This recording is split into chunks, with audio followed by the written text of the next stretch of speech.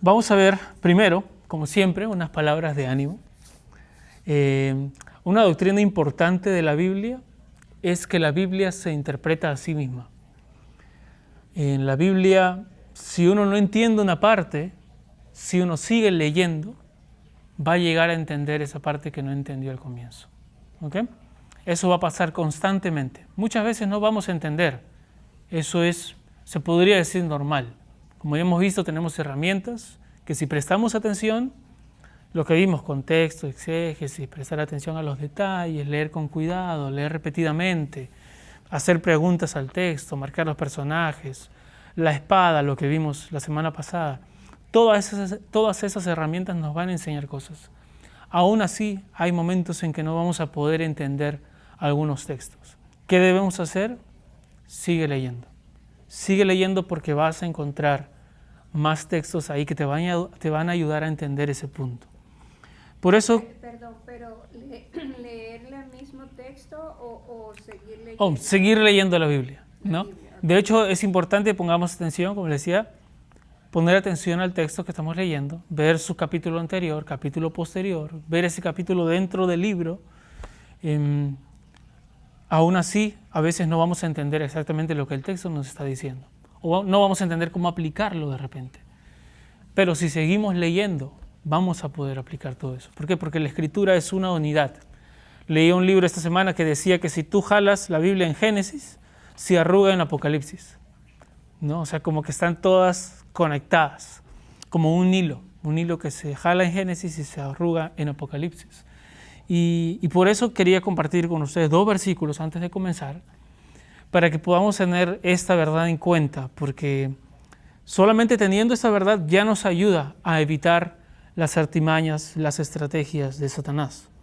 El Salmo 119, versículo 60 dice: la suma de tu verdad, la suma de tu palabra es verdad. La suma de tu palabra es verdad. Esto se puede entender como la plenitud de tu palabra o la totalidad de tu palabra. Entonces, si queremos saber cuál es la verdad sobre la cual debemos vivir, es cierto, podemos ir a un capítulo, a un versículo y encontrar respuestas sobre cuál es la verdad que encontramos. Pero la suma o la plenitud de toda la Biblia, de toda la palabra, nos va a enseñar mejor a entender la verdad que se proclama en las Escrituras. Segunda de Timoteo también tiene la misma idea, y ahora ya no dice la suma, pero dice ahora toda la Escritura es inspirada por Dios, útil para enseñar, para redarguir, para corregir, para instruir en justicia. Entonces, ¿qué nos dice? Que toda la Escritura es útil. Hay versículos en los que vamos a pasar tiempo y que de repente vamos a pensar, no creo que sea tan necesario. Generalmente los históricos, narrativos, y vemos historias y vemos genealogías, pero la palabra del Señor nos dice toda la Escritura es inspirada por Dios. Útil para enseñarnos, para redarguirnos, significa para confrontarnos, para darnos convicción, para corregir y para instruir en justicia. Toda la palabra nos va a ayudar a esto. Por eso Colosenses 3:16, Colosenses en el capítulo 3 está hablando sobre cómo podemos nosotros dejar las obras de la carne y vivir en obediencia, lo que modernamente se podría decir: gracias, hermano, por entender la Biblia, gracias por enseñarme, pero ahora quiero saber yo cómo puedo vivir en santidad. Ayúdame, ¿cómo yo vivo en santidad? Dame la práctica. ¿Cuál es la práctica? Colosenses 3:16 dice que la palabra de Cristo more en abundancia en vosotros, enseñándoos y exhortándoos unos a otros con toda sabiduría, cantando con gracia en vuestros corazones en vuestros corazones al Señor con salmos e himnos y cánticos espirituales. Entonces, primero, que la palabra de Cristo more en abundancia en nosotros. Lo mismo de siempre aquí. Vamos al texto y leemos y releemos y releemos y releemos. Morar significa habitar, vivir. Por ejemplo, mora en, ¿cómo se llama la calle? Sweet Pine. No, ella mora ahí en Sweet Pine, pero exactamente mora en su propio hogar. ¿Por qué? Porque ella pasa tiempo constantemente ahí. ¿Cuánto tiempo a la semana pasaste en tu casa? La mayor tiempo que pasaste en cualquier lugar, cualquier otro lugar, ¿verdad? De la misma manera, yo moro en Justin, entonces yo estoy ahí y he pasado 7 días ahí encerrado porque todavía no conduzco. Entonces, paso más tiempo ahí que en cualquier otro lugar. Ahora dice que la palabra de Cristo more en abundancia en vosotros. ¿Qué significa? Que la palabra de Cristo esté en nosotros más que cualquier otra cosa que nosotros le damos tiempo. Debemos darle tiempo a la palabra de Dios. Ahora, eso no significa que voy a leer 20 horas y voy a cuidar a mi familia, voy a ser diligente con mi familia. Lo que significa es que yo leo, pero persevero en mi pensamiento en la palabra durante el día. Yo estoy perseverando, meditando en lo que leí. Estoy recordando lo que leí. Mientras estoy en el auto, voy escuchando palabra, voy escuchando una alabanza, voy recordando lo que estudié. Cuando estoy con las personas, mis conversaciones, trato de hacerlas cristocéntricas. En vez de preguntar simplemente cómo te va en este proyecto, cómo te va en el otro proyecto, trato de hacer mi conversación cristocéntrica. ¿Qué aprendiste del Señor el día de hoy? ¿Cómo te fue en tu vida espiritual esta semana? ¿Cómo estás creciendo en el Señor? Dime qué aprendiste durante esta semana. Hay un himno precioso que cantábamos allá en Perú que dice: hermano, dinos hoy algo del Señor, dinos otra vez la historia del Señor, de Jesús, decláranos tu fe, gozo y gratitud, dinos otra vez la historia del Señor. Sigue siempre cerca de tu Señor, arde tu alma del primer fervor, está tu copa llena de bendición, dinos otra vez la historia de su amor, ¿no? Entonces nos dice, esa debe ser la idea de cuando llegamos a la iglesia. Debemos llegar a la iglesia y debemos decirle a los hermanos, cuéntame de nuevo la historia del Señor. Cuéntame, te quiero contar de nuevo la historia del Señor. Pero ¿cómo hacemos eso si no nos llenamos de la palabra? Cuando nosotros nos llenamos de la palabra, no vamos a tener más que dar que la palabra del Señor. Por eso dice David, mi copa está rebosando de ti, ¿no? Él levantaba sus manos, el símbolo como una copa, ¿no? Y él decía, mi copa está rebosando. A eso significaba, yo estoy tan lleno de ti que de mí salta esa agua para vida eterna que el Señor decía, que si yo pruebo de esa agua, de mí va a saltar agua para los demás, agua de vida eterna. Ahora, hay muchas cosas que nosotros no vamos a entender. Así leas un capítulo, así sea 2 capítulos, así leas toda la Biblia, van a tener dudas todavía. Por eso, dice Colosenses 3:16, enseñándoos y exhortándoos unos a otros. Claramente lo dice ahí, unos a otros. Yo no entiendo varias cosas. Generalmente los domingos, cuando está Rani aquí, hoy día está yendo a predicar a otra iglesia, pero generalmente yo vengo a Rani y le digo, Rani, mira, acá cuando dice Mateo esto, ¿qué significa? Porque yo no entiendo eso. Y Rani me dice, mira, esto significa esto. A veces me dice, mira, esa pregunta yo mismo también la tengo por años y tengo que hacerla, tengo que seguir preguntando, tengo que seguir investigando. O a veces se me acerca mi esposa y me dice, Martín, ¿qué es esto? ¿Qué es esta palabra que no entiendo?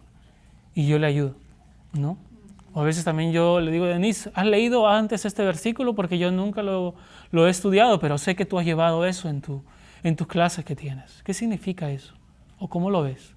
Entonces, Dios nos dice, estudia la palabra, escudriña la palabra, pero no nos dice, tú solo tienes que descubrir todo. No nos dice eso. Hay que preguntar. Tenemos a los hermanos aquí en la iglesia para eso. Por eso dice, exhortándoos y enseñándoos unos a otros con sabiduría. Con sabiduría. Debemos ayudarnos entre todos. Si nosotros no tenemos esas conversaciones, ¿cómo vamos a dar testimonio de que Cristo habita en la iglesia? ¿Cómo vamos a dar testimonio de que Él es el centro de nuestra vida? Tenemos predicación cristocéntrica, ¿verdad? Predicación excelente. Tenemos alabanza cristocéntrica, pero también debemos tener conversaciones cristocéntricas. Por eso debemos animarnos unos a otros. Entre esos hermanos que nos van a animar unos a otros, también entran los comentarios, ¿no? Los comentarios bíblicos que vamos a leer. El estudio del griego de repente de un hermano que nos va a ayudar. Por ejemplo, no sé si hoy día, pero de repente en la siguiente clase vamos a ver algunas palabras en griego. Pero no porque necesitamos el griego para entender, porque tenemos la Biblia traducida, Pero hay cosas que el griego nos ayuda a ver con mayor profundidad. Y es hermoso, es un lenguaje lindo, pero no debe ser un limitante para no estudiar las Escrituras. Si no sabes griego, lee con cuidado y vas a entender muchísimo, muchísimo, muchísimo. ¿Ok? Entonces, esa es la verdad que nosotros podemos descubrir. Si nosotros vamos a leer la palabra del Señor, prestar atención, si leemos toda la suma de la palabra, si también vamos a toda la escritura, y si hacemos que more en nosotros, pidiendo ayuda también a los hermanos. Pero hay un enemigo de esa verdad, y el enemigo de esa verdad es Satanás.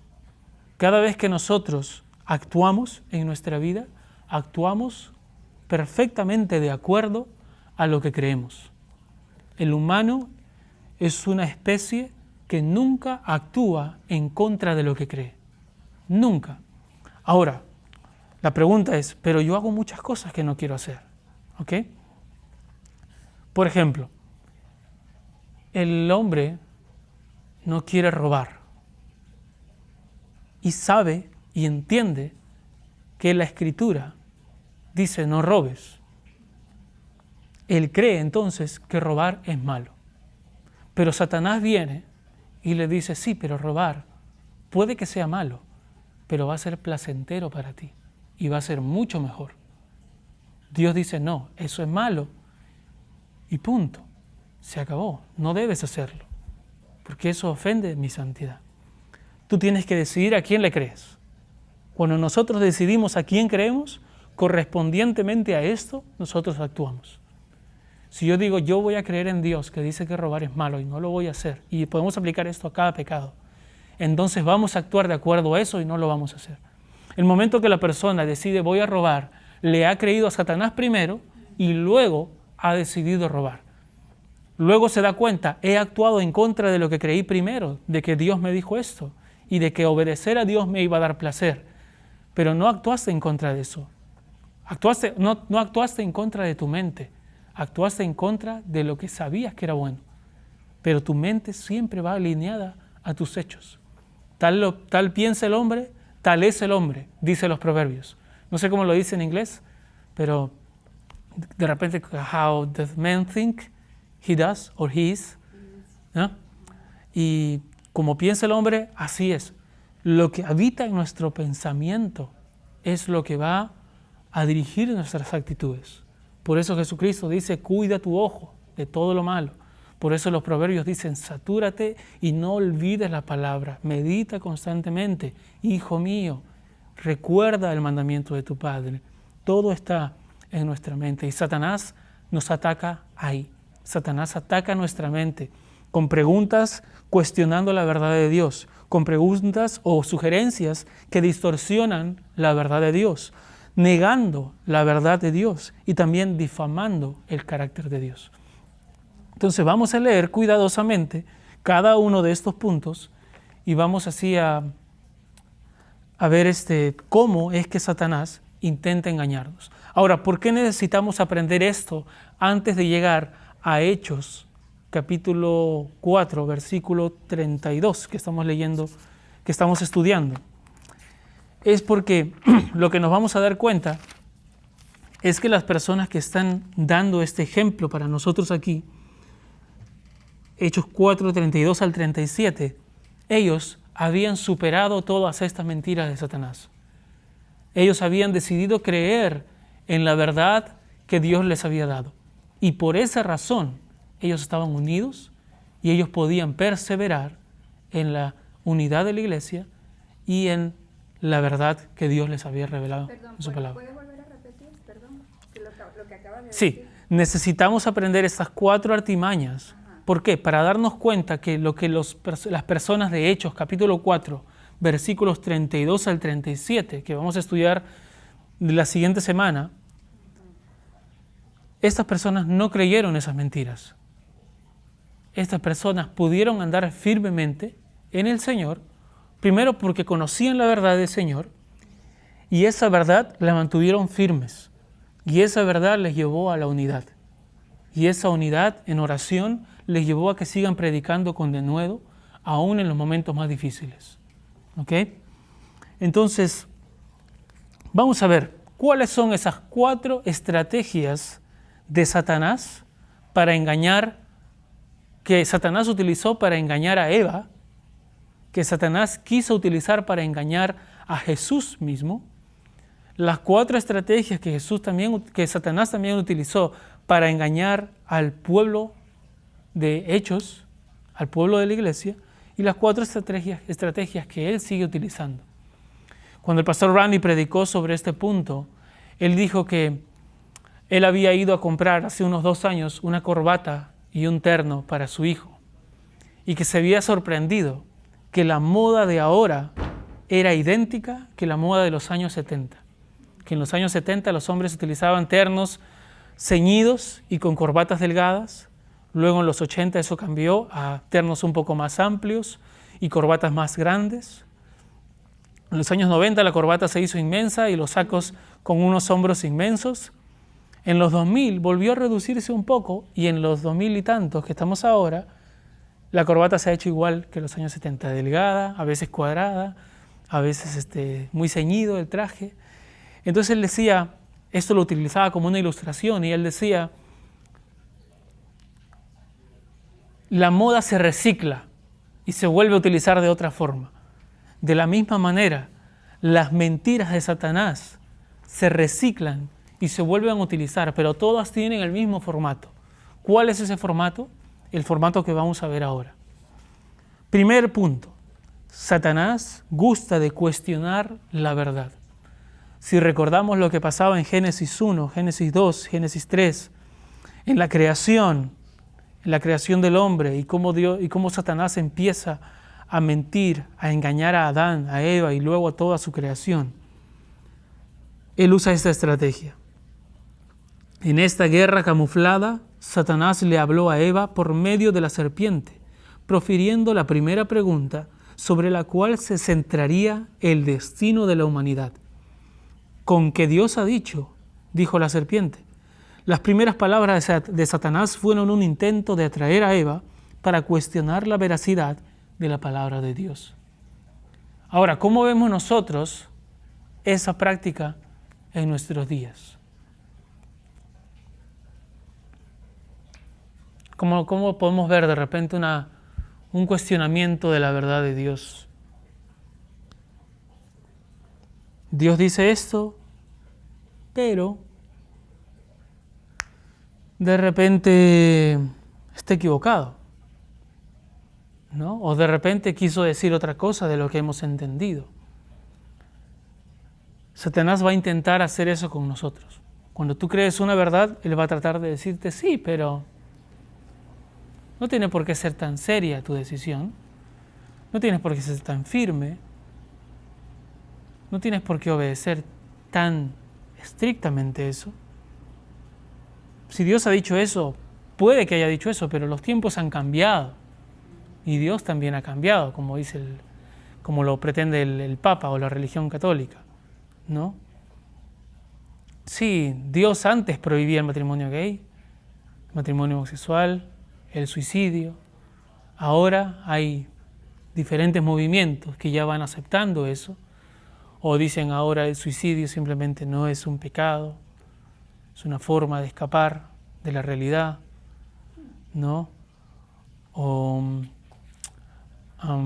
sí, el divorcio antes era pecado, pero ahora es tan común que no podemos permitir que una persona sufra al pasar tiempo con una persona que no ama, ¿no? Hay verdades modernas que pretenden hacer eso. No son movimientos filosóficos, no son entidades, no son sociedades protectoras de las mujeres, son mentiras de Satanás que él pone en estas personas. De tal manera que los hombres ahora ven el divorcio como algo rutinario, ¿no? Las personas de Hollywood, supuestamente las más felices del mundo, y se divorcian. Hay una pareja que se divorció a las 24 horas, otra que se divorció a la semana. Ahora celebran divorcios, tienen fiestas de divorcio ya. Sí, eso nos decían también hace poco que habían como que showers, ¿no? Para divorcios, y todo eso es una parte del Satanás, cuestionando la verdad de Dios. Sí, eso fue antes, pero ahora los tiempos han cambiado. Las personas Estas personas que defienden los derechos de las tribus dicen que cuán bueno es que las tribus se mantengan como tribus, que sigan viviendo en su... que las tribus, the tribes, se mantengan así, que se mantengan en su vida de cazar animales, de comer la carne cruda, y todo eso porque debemos perseverar en esos tiempos naturales. Pero cuando decimos sí, pero los tiempos naturales también dicen que la relación es hombre y mujer, no hombre y mujer y mujer, entonces dicen, no, en ese aspecto no. En ese aspecto debemos ser modernos. Yo soy naturalista y amo la naturaleza y amo las tribus, pero en el aspecto relacional homosexual soy totalmente antinaturalista, de tal manera que permito y fomento la actividad sexual entre seres que se van a terminar dañando. Y por eso es que las relaciones homosexuales, pues las personas que practican el homosexualismo mueren más temprano, porque realizan actos que dañan su cuerpo, que dañan su naturaleza, que contaminan su propio físico, ¿no? Se cuestiona la verdad de Dios, se cuestiona el diseño de Dios, se cuestiona cómo Dios quiere que funcionemos y se proponen cosas nuevas. Segundo punto, Satanás también distorsiona la verdad. No solamente cuestiona, pero ahora distorsiona. Este es otro punto. El ataque de Satanás se dirigió primero a generar dudas. Luego es seguido por la próxima estrategia, distorsionar la palabra de Dios. El diablo retorció lo que Dios había dicho al preguntar, ¿con qué Dios ha dicho, no comáis de todo árbol del huerto? Al hacer esa pregunta capciosa, Satanás atribuyó a Dios palabras que en realidad Dios no declaró. Dios había dicho, de todo árbol del huerto puedes comer, con excepción del árbol de conocimiento del bien y el mal. Sin embargo, Satanás atribuyó astutamente a Dios el mandato, no comerás de ningún árbol del huerto. ¿Se dan cuenta? Puedes comer de todos los árboles, menos del árbol del conocimiento del bien y el mal. Y Satanás viene y le dice, con que Dios te ha dicho que no puedes comer de ningún árbol. Según lo que estudiamos hace unas semanas, ¿qué es lo que está poniendo Satanás ahí? Espiritualismo, legalismo. ¿Qué creen? ¿El legalismo qué hace? Te pone mandatos altos que Dios nos dijo. El espiritualismo toma verdades, toma textos y hace que signifiquen algo espiritual o algo que realmente no tienen por qué significar, sino que su significado es normalmente literario, normalmente un significado más sencillo. Entonces lo que está haciendo Satanás aquí es básicamente dándonos la primera lección de legalismo. Dios dice, de todos los árboles los puedes comer, menos de uno. O sea, ¿de cuántos puedo comer? De todos. No puedo comer de uno. El diablo viene y le dice a Eva, no puedes comer de ninguno. Pone el mandamiento más alto. Distorsiona la verdad. Toma la verdad de Dios, que parece que dice algo, y lo toma y lo tergiversa para que diga otra cosa. O sea, lo contrario de lo que dijo Dios. Pero si uno se da cuenta, suena muy parecido, ¿verdad? Suena muy parecido, pero al final no es parecido. Es totalmente contrario y pone a Dios en una posición como... y pone un mandamiento sobre el hombre que es legalista. No, son normas mucho más altas que las que Dios ha puesto. Entonces Satanás distorsiona esa palabra. Y cuando la distorsiona puede llevarla, cuando distorsiona esta palabra puede llevarla a cualquier lugar. Puede llevar a que diga lo que él quiera. Puede tomar Filipenses 4:13, que dice todo lo puedo en Cristo que me fortalece, y decir que ese versículo aplica para un estudiante que no estudió y que va a dar un examen. Entonces, todo lo puedo en Cristo que me fortalece. Voy a dar el examen en nombre del Señor. Interpreta mal. Puede tomar el versículo que dice que mejor es dar que recibir y tomarlo para que decir a las personas que deben ofrendar y que no deben quedarse con nada, que deben ofrendar todo lo que quieran, ¿no? Y así en diferentes formas. Esa es la segunda forma en que Satanás nos engaña. La tercera es la negación enfática de la verdad. El diablo le dijo a Eva, no morirás. ¿Dios qué le ha dicho? ¿Qué le dijo? que no pruebes del árbol del bien y el mal, porque eso iba a traer muerte. Ahora no se refería a una muerte física, pero a una muerte espiritual.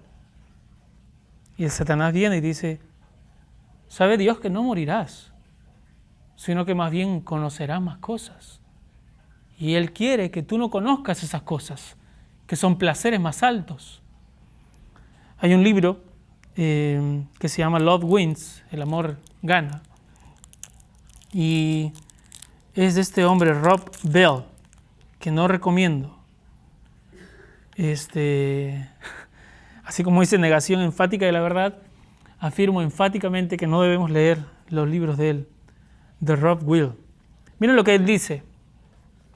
Si tu Dios es amoroso un segundo y cruel al siguiente, si tu Dios castigará a las personas durante toda la eternidad a las personas que pecaron por solo unos años, ninguna cantidad de lenguaje convincente, buena música o fabuloso café podrá disfrazar esa realidad deslumbrante, inaceptable y horrible, que es lo que Dios quiso decir cuando enunció: el día que comas de este fruto, morirás. Lo que está diciendo el autor es, ¿sabes qué? Si es cierto que Dios va a castigar eternamente a las personas que han pecado, si es cierto que Dios es amor, pero va a enviar personas al infierno, entonces no hay forma de que Dios sea atractivo. No hay forma de que nosotros podamos acercarnos a Dios y mostrarle eso a las personas. Ni siquiera con la mejor iglesia, con el café más delicioso, ni siquiera con el programa más bonito. Esa realidad es inaceptable. Ahora, este no es un ateo. Este es una persona que proclama que debemos hablar de Dios, pero dice, no se debe mencionar esas cosas. Dios no es así. Dios no va a castigar al impío. Dios no es amor un momento y luego no. Dios, Él te va a aceptar como eres y siempre va a ser así, siempre todo abierto y no va a pasar nada. Ahora, ¿cuál es el problema con esto? Obviamente es toda una mentira. Si aplicamos esta verdad que este hombre dice aquí, deberíamos castigar al violador por 30 minutos. No cadena perpetua, sino 30 minutos, ¿sí? Él dice que si Dios va a castigar por la eternidad a una persona que pecó durante 80 años, entonces Dios es cruel. Ahora, yo he hecho esa ilustración horrenda solamente para mostrarnos lo que disfraza. Y qué lindo lo pone. Porque si eso lo lee una persona que no conoce nada de Dios, piensa, es cierto, de verdad. ¿Cómo Dios va a hacer eso con el hombre? Ay, el hombre es tan bueno. El hombre solamente vive su vida y falla porque el hombre es débil. Pero Dios lo castiga toda una eternidad. Qué injusto es. Suena bonito, ¿verdad? Suena amoroso incluso. Por eso el libro se llama El amor gana. Pero ese libro es aberrante ante la santidad de Dios. Dios es santo. Y un pecado nada más sería digno de toda una eternidad alejado de Él. Por esa santidad de Dios, que la gente y que el mundo no quiere entender y no quiere abrazar, es que Satanás aprovecha eso para negar esa verdad. Niega a Dios, trata de negar toda verdad que Dios diga y propone cosas nuevas que suenan muy bonitas, que suenan muy atractivas, que suenan muy compasivas, pero que no son ciertas, son mentiras. Y al mismo tiempo que hace esto, utiliza la cuarta artimaña, la cuarta estrategia, que es la difamación del carácter de Dios. El diablo susurró: ¿sabe Dios que el día que comáis del árbol serán abiertos vuestros ojos? Con egoísmo narcisista, Satanás dio a entender que Dios disfrutaba ocultando a Eva los placeres que él deseaba atesorar para sí mismo. Egoísmo narcisista significa, Narciso era el hombre pues que mitológicamente se sentó a tomar agua de un río y cuando vio su rostro se enamoró de sí mismo. Él se amaba a sí mismo, Narciso. Se conoce el síndrome de narcisismo ahora a todos los que en las redes sociales andan más que todo amándose a sí mismos. O sea que Narciso era un hombre y se enamoró de él mismo. De él mismo al mirarse en el espejo del río, del agua, ¿no? Su reflejo. Entonces, por eso utiliza esta palabra aquí, ¿no? Egoísmo narcisista.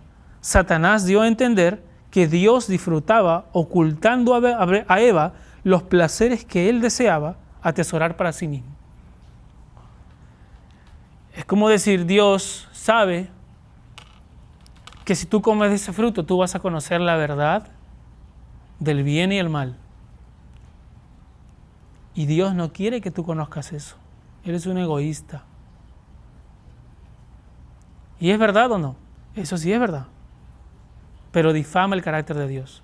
Ahora, ¿por qué Dios no quiere que ella conozca el bien y el mal? Porque Dios quiere que ella permanezca en el bien de la permanencia de Dios toda su vida. Ese fue el diseño de Dios, que estén sus hijos juntos a Él, no que conozcamos el mal que ahora conocemos. Entonces Satanás le dijo una verdad. Dios no quiere que conozcas el bien y el mal.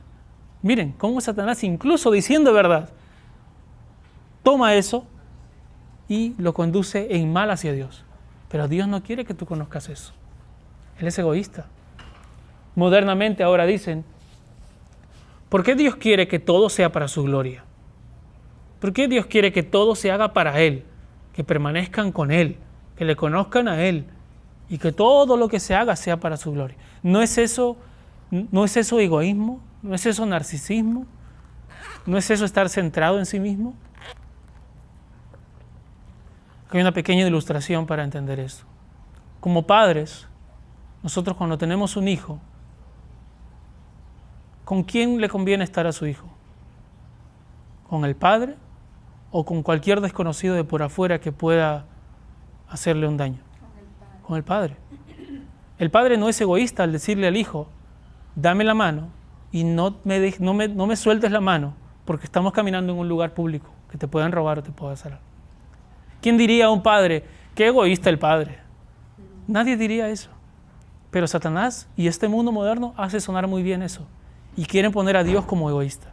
Dios es la única persona en el universo que puede ser totalmente centrado en sí mismo y que puede pedir que todo se haga para su gloria y a un ser humilde y a un ser de provecho para nosotros.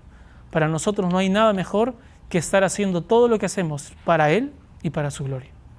Porque para eso fuimos diseñados. Esa es nuestra mejor función.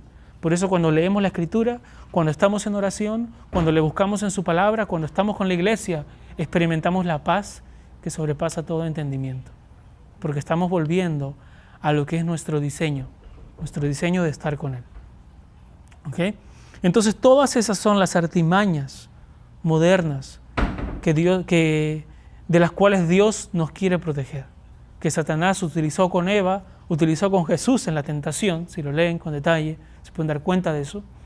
Utilizó también para engañar a la iglesia primitiva y también sigue utilizando para engañarnos a nosotros. La próxima semana vamos a ver cómo esta iglesia, al no hacer caso de estas artimañas, pudo permanecer unida. Y vamos a ver luego en capítulo 5 cómo las personas que sí hicieron caso a estas artimañas, como son Ananías y Zafira, terminaron perdiendo la vida. ¿Ok? Entonces, no sé si tienen alguna pregunta para terminar. ¿Tienes la página de la semana pasada? Ah, sí la tengo. Sí, ok. Ahora, estas notas para todos ustedes están en el libro de Steven Lawson, El momento de la verdad. Es un libro que acaba de salir, se llama El momento de la verdad. De aquí saqué estos 4 puntos. ¿Sí? Hay que respetar ahí los derechos de autor. ¿Sí? Son 4 artimañas muy antiguas, pero el orden o el título que él les puso son esos: cuestionamiento de la verdad, distorsión de la verdad, negación enfática de la verdad y difamación del carácter de Dios. ¿Ok? Oremos para terminar. ¿Sí? Padre Santo, gracias Señor por tu palabra y gracias Señor porque también nos ayudas a no solamente a conocerte a ti, sino también a conocer a nuestro máximo enemigo y poder estar atento de sus artimañas y cuidarnos.